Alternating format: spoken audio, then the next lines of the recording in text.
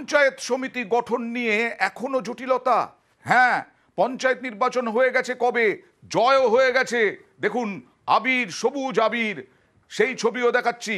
দেখুন পঞ্চায়েতে চন্দ্রকোনা 2 পঞ্চায়েত সমিতি এখনো গঠনই হলো না। 6 মাস কেটে গেলেও বিরোধী শূন্য চন্দ্রকোনা 2 পঞ্চায়েত সমিতি। অভিযোগ শাসক দলের গোষ্ঠী কোন্দলে থমকে স্থায়ী সমিতি গঠন। আর প্রতিনিধি সুকান্তর সঙ্গে কথা বলবো। সুকান্ত, বাধা কোথায়, কেন হয়নি? কয়েক মাস হয়ে গেল, এরপরে তো পরিষেবা নিয়ে প্রশ্ন উঠবে। একদমই, দেখো অয়নদা, পরিষেবা নিয়ে প্রশ্ন তুলতে শুরু করেছে বিরোধীরা।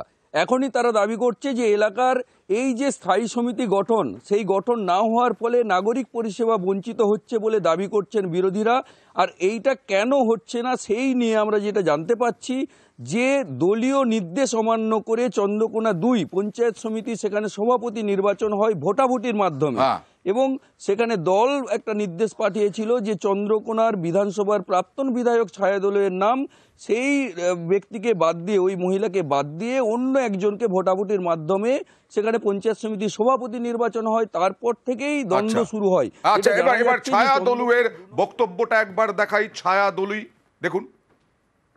দল থেকে নির্দেশ দিয়েছিল যে, এবং রেকমেন্ডেশন এসেছিল, আমার নামে রেকমেন্ডেশন এসেছিল, সেটাকে অমান্য করে দলের একাংশের নেতা সেটাকে অমান্য করেছে, দলের কথাকে।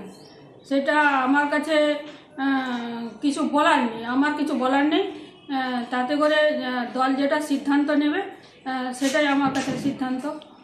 দলের সিদ্ধান্ত তো ছিল, তাহলে হলো না কেন? দলের সিদ্ধান্ত, তৃণমূলের সিদ্ধান্ত।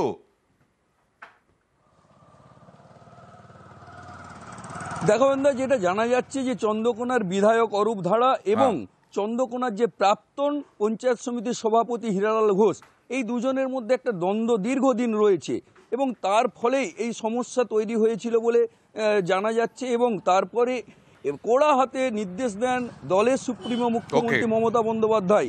তিনি পরিষ্কার বার্তা দিয়েছিলেন যে খুব দ্রুত এই সমস্যা মিটিয়ে স্থায়ী সমিতি গঠন করতে হবে। কিন্তু তাও প্রায় 1 মাস হয়ে গেল, যেখানে চন্দ্রকোনা 2 পঞ্চায়েত সমিতির 18টি আসন, যেখানে বিরোধী শূন্য 18টি তৃণমূলের দখলে, সেই জায়গায় এখনো পঞ্চায়েত সমিতি গঠন হলো না।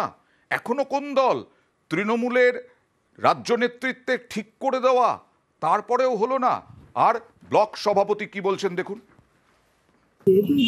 একদম হাইকমান্ড থেকে দলের শীর্ষ নেতৃত্ব ওই বিষয়টা নিয়ে দেখছেন।